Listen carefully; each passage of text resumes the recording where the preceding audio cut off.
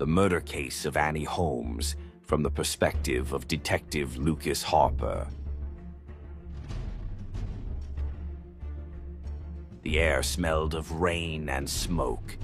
The neon lights of New York streets had yet to fade when I arrived at the crime scene. Police cars cast eerie red and blue shadows on the towering city walls. The scent of blood lingered in the air. From the moment I stepped out of my car, I knew this wasn't an ordinary case. Annie Holmes, a 27-year-old woman, had been brutally murdered in her apartment in Manhattan.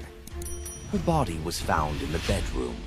The window was open and the breeze gently swayed the thin curtains, as if the crime scene itself was still alive.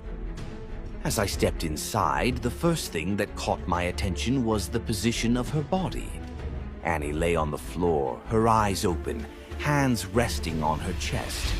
But the way her body was positioned suggested this wasn't an ordinary murder. Deep slash wounds marked her neck. Scratches on her hands and face indicated she had fought back before her death. But what stood out the most was the absence of any signs of forced entry or robbery. The forensic examiner, Dr. Mark Wilson, stood beside the body, reviewing his notes.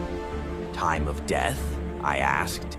Without looking up, he replied, "Somewhere between 11 p.m. and 2 a.m. Then he lifted his head and looked at me. It seems the killer wanted to make sure the victim suffered. Something about the scene didn't feel right. Annie was supposed to attend a party that night, but she never made it.